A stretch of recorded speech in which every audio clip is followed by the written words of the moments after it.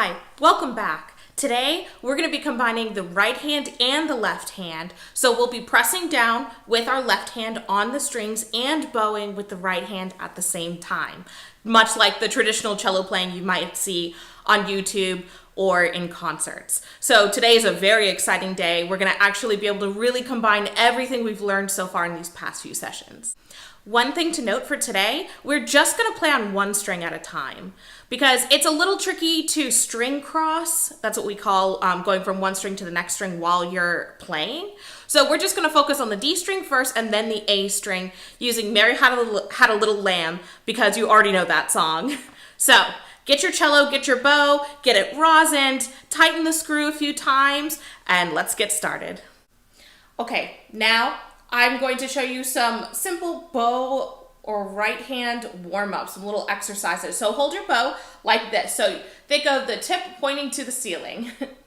Then what we can do, we're gonna stir the cauldron or stir the pot. So what we're doing is we're going in this circular motion while holding the bow and keeping it as still as possible. So this is improving our control and reducing any tension as well, because it's really difficult to do this smooth motion if your muscles are all tense, right? So nice and just smooth. We'll do this for a little while. Now what I'm going to do is I'm going to pretend that I'm painting a fence. So painting the fence. And what I'm doing here, what I'm thinking about is look at my wrist motion. See how it's very flowy. The motion follows the bow. So painting the fence just up and down. Think about what color you're painting your fence in your mind. I think mine's gonna be pink. So painting the fence. Awesome. Now what I'm gonna do is I'm going to continue holding my bow this way, but I'm going to point the tip towards you, and you could point the tip of your bow towards me. So I'm pointing it towards you, and my arm stays still. So I'm doing this all from the motion of my fingers. So remember how last time I was telling you guys how the control really comes from your thumb, your pointer, and your pinky. So those are the fingers that you can use to really do this motion, and this will help increase your control of the bow. Awesome. Keep that arm still.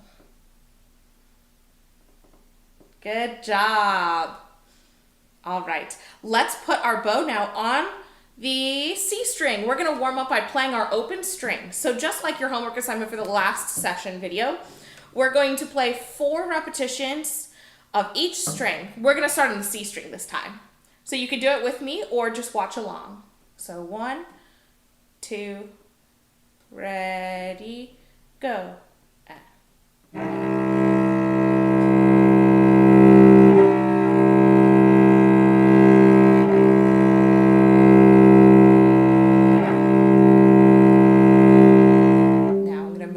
G string, however you do that at this point.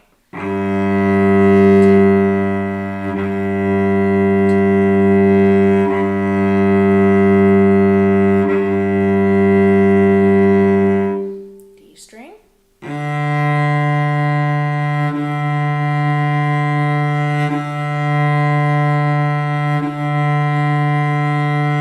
Then finally A string.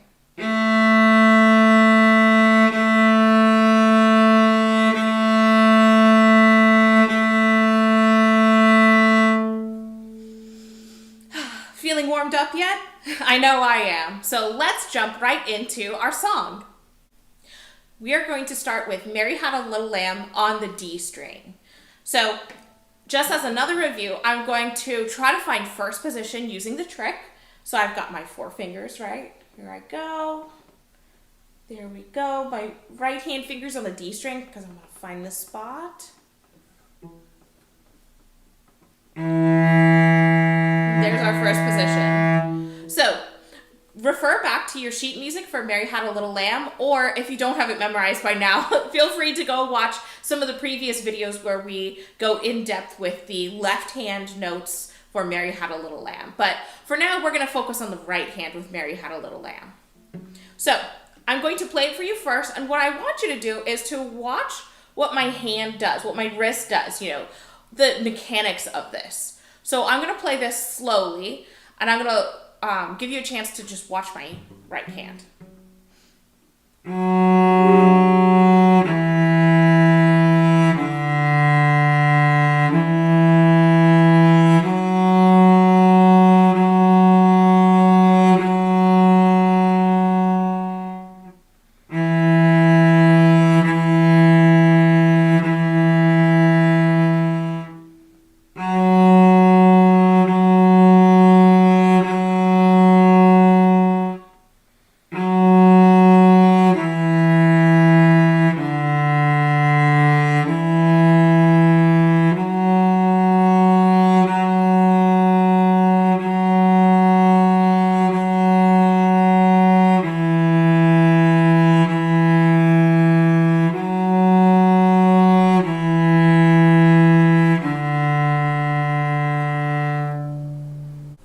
One thing that I notice while I'm playing is that my wrist likes to stay super flexible when I'm going from down bows to up bows. Everything's just really loosey-goosey.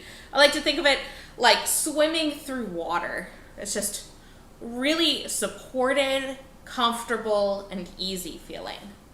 So the wrist moves along with the bow, just like in our exercises we did up here.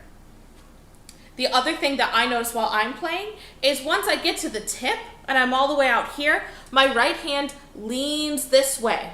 It leans to my left. So what I'm doing is I'm actually pressing into the stick with the side of my pointer finger, and that helps me get more power at the tip, especially on that up bow. You might have found so far that the down bow is pretty easy. Then once you get to the up bow and then you want to go back this way, it kind of sounds a little scratchy, right? So to fix that, you definitely press in, lean in with your pointer finger like that. But then when I'm at the frog, my hand isn't this, you know, slanted. It comes right back because we're loosey-goosey, just like water. So those are some things I notice. Another thing I notice while I'm playing is that my fingers and my bow move and change at the same time. So this is purely a coordination thing. If you're having trouble with this, don't worry, you're not alone. That's very common. So just keep at it, keep practicing. Make sure if you have any questions or if you're unsure if you're doing it right, post a video of yourself playing, post it in our group, and I will come and help you. I'll make sure that you're on the right track. So we're moving our bow and our left hand at the same time.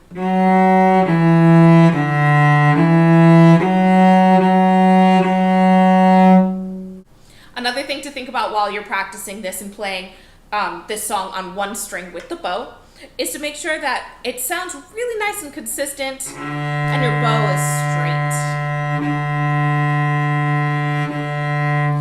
So one trick I like to think of to keep a straight bow is once we're pulling the bow on a down bow towards the tip,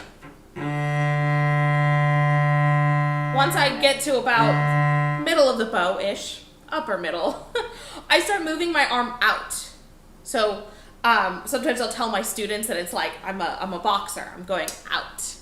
So I move out a little bit, and then when I go the opposite direction, I pull it back in. So this movement is very subtle, but it's just another way to think about keeping your bow straight, because our strings are at an angle, right? Everything's angled here and curved. So that's one way we get around it. That will also help you think about straightening your arm, because one thing I see all the time with beginner cello players is once we get to about this point, people are afraid to bend their arm, and then this happens. So if this is happening to you, don't feel bad. That is very common. So this is not good, right? Then straighten that arm once you get to the tip and come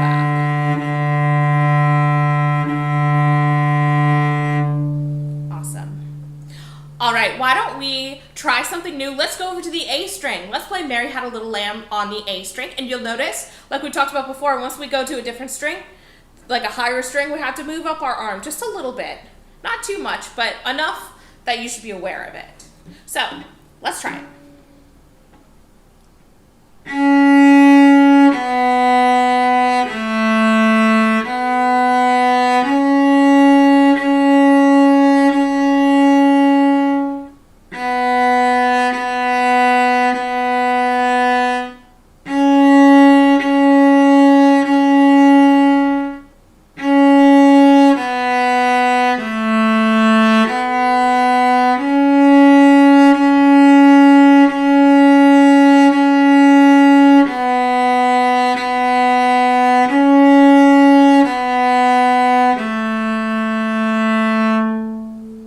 Why don't you pause the video and try that yourself? So play Mary Had a Little Lamb with the bow on the A string.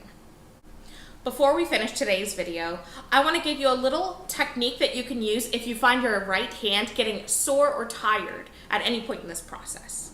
So I remember when I first started using the bow, my hand hurt because I was practicing all the time, right? And this was a totally new thing. You know, the cello bow hand is relatively natural in that it's balanced with our thumb kind of behind our second finger, but it's still weird, right? We're holding this stick, this kind of heavy stick, and moving it in a certain way. So if you find that your hand is cramping or it's sore or like you're locking up, especially like if you find that like you're turning into a claw, just like, then what I want you to do is to, first of all, hold your bow in your other hand or put it down, shake out your hand like this, get all of that tension out, just blah, blah, blah, blah. Then do this visualization exercise. So imagine you have next to you a bucket of honey. So a huge bucket of honey. I don't know if you've ever stuck your hand in a bucket of honey. I know I haven't, but I can imagine what it would feel like. So just thick, right? Sticky. And so you stick it in. Oh gosh, it's so sticky. It's so honey, right? Oh. But as you go in, it's like you just kind of give in to the weight of the honey around your hand, right? And so your hand just turns into dead weight, just filled with sticky honey. So make your hand go fully dead weight.